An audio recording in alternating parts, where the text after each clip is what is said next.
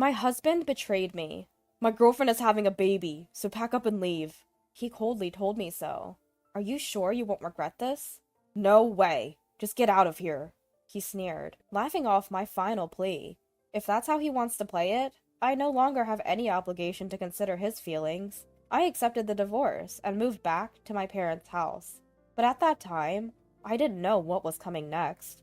Who could have imagined that the very next day, he'd be at my door, begging for forgiveness? My name is Lily. My father is an executive at a publicly traded company.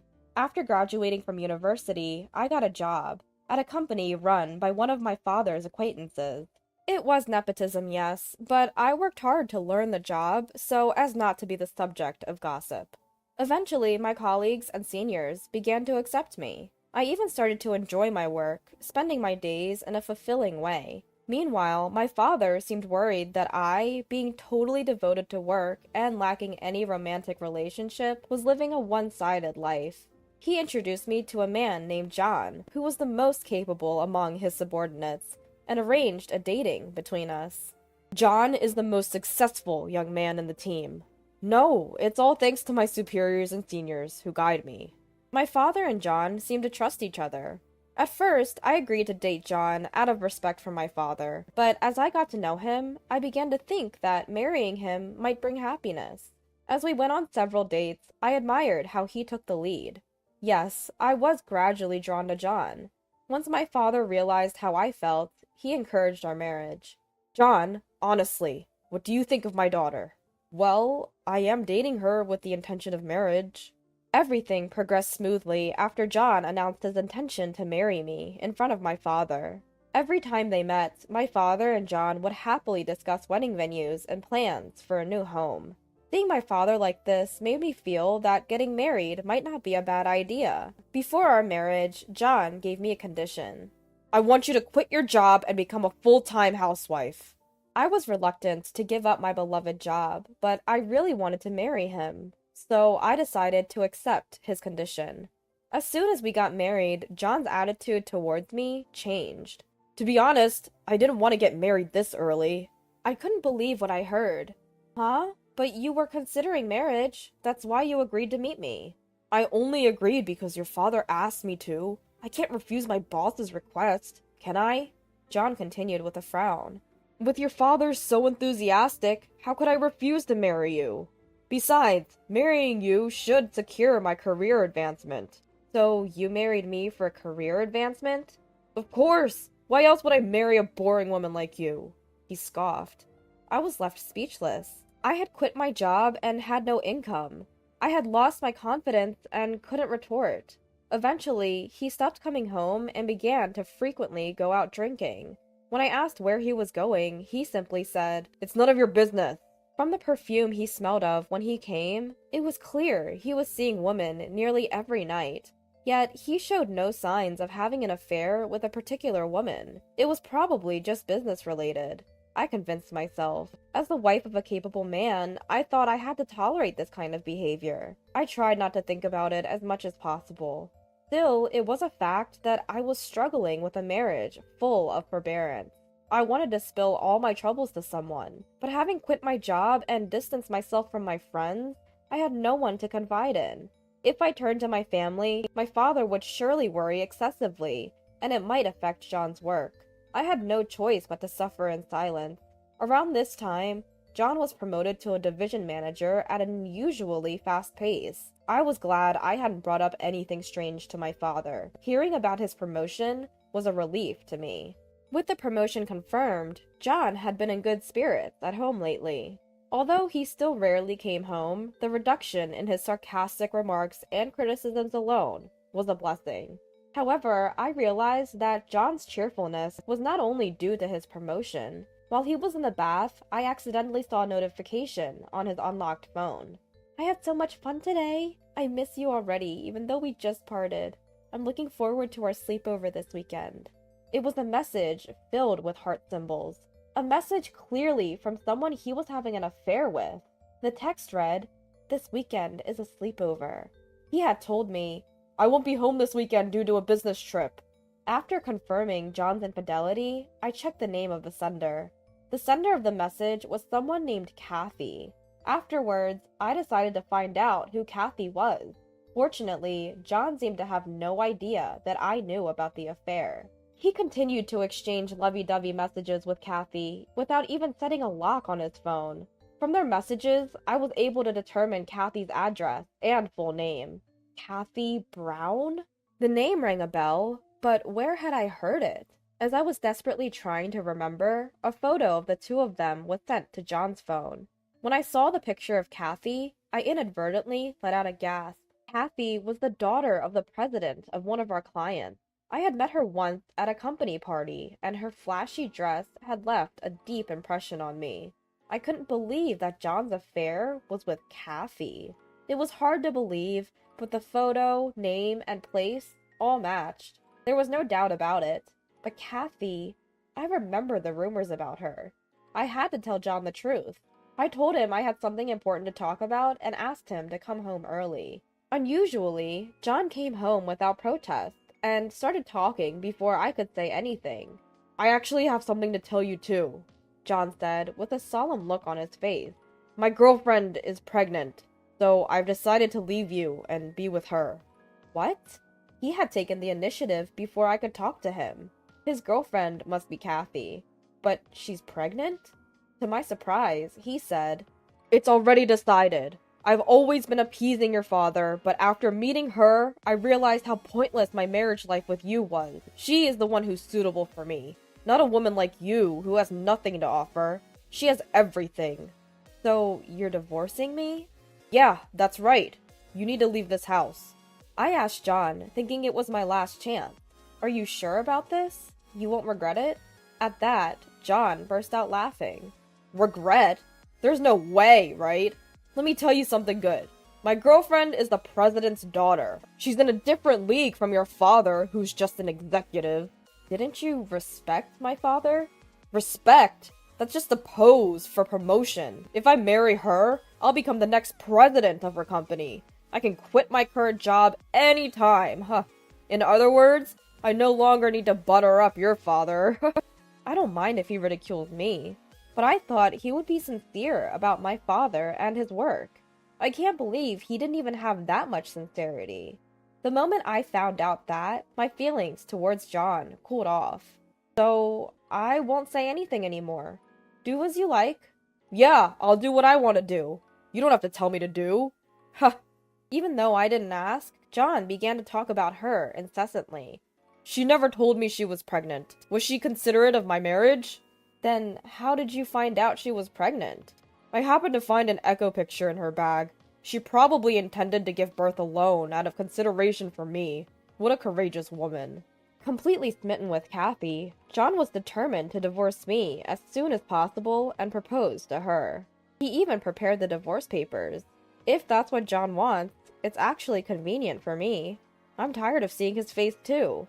John signed the divorce paper with satisfaction and immediately submitted them to the court. After he was gone, I quickly packed my stuff and headed for my parents' house.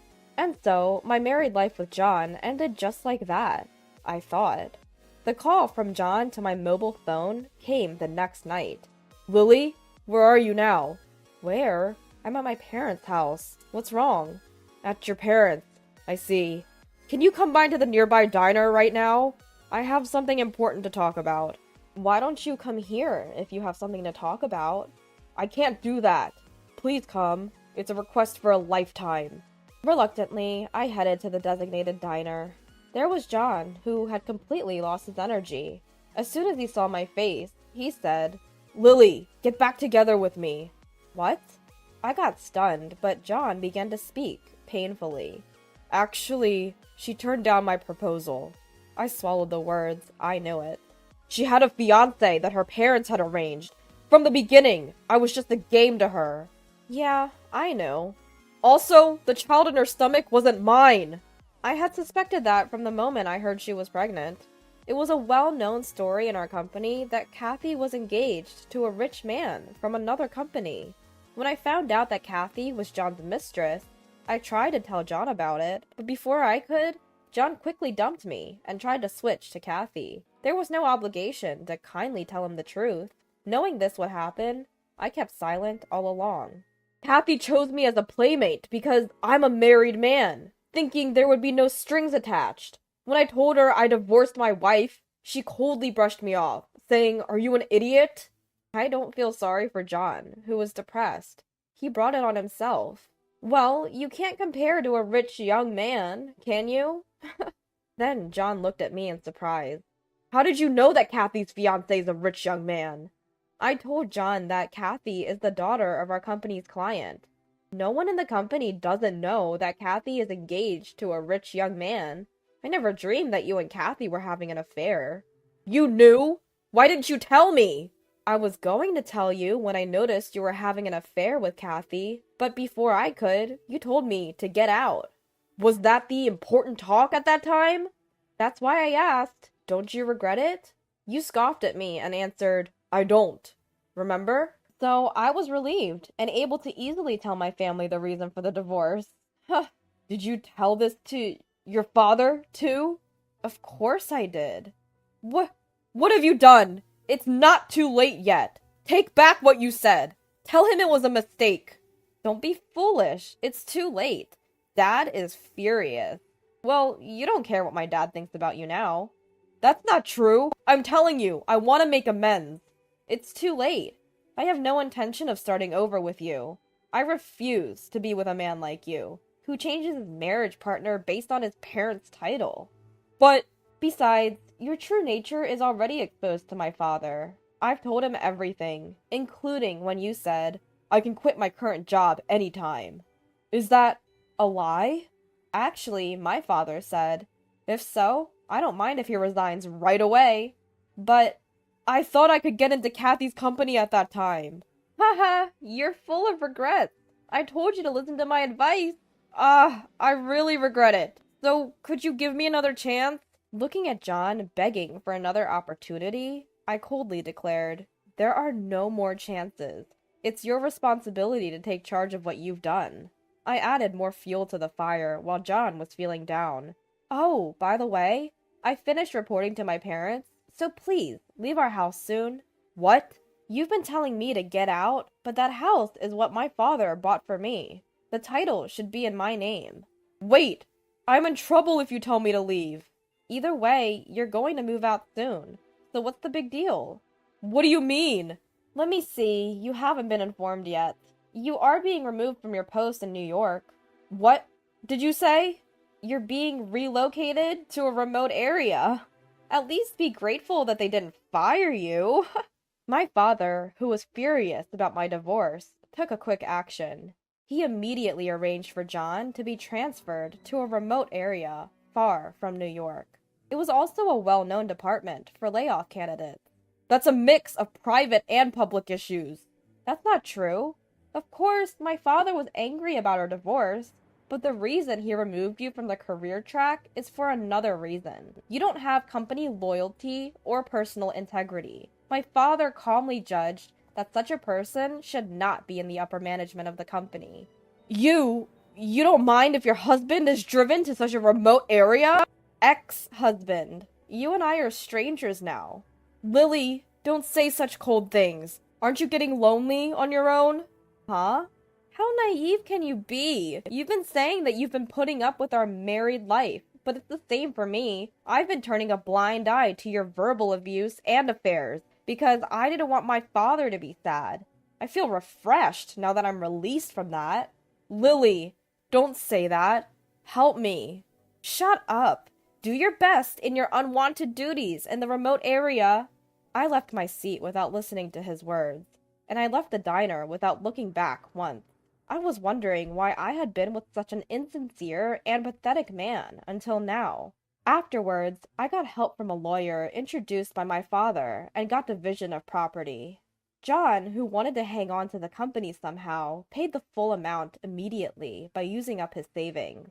I was grateful that I quickly received what I could get and completely cut ties with John. He, who had his savings depleted by the payment of damages, seems to be leading a rather simple life in the remote area. The most successful young person? That was a thing of the past. There's no trace of him now, and he seems to have aged all at once. On the other hand, I have been living a leisurely life since I broke up with John. When my previous company found out that I was divorced, they asked me, "We really want you to come back." They recognized me, not because of my father's connections. I was moved by that and decided to return to work. I've always liked my job, so I had no hesitation about going back. Perhaps because my father feels guilty about introducing me to a good-for-nothing man, he keeps bringing me potential suitors. But I'm turning them all down. If a good person appears someday, I might feel like getting married. But for now, I just want to enjoy this fulfilling single life a little longer. I returned to work and worked hard, so I have plenty of money. The life of enjoying both work and private life to the fullest seems to continue for a while.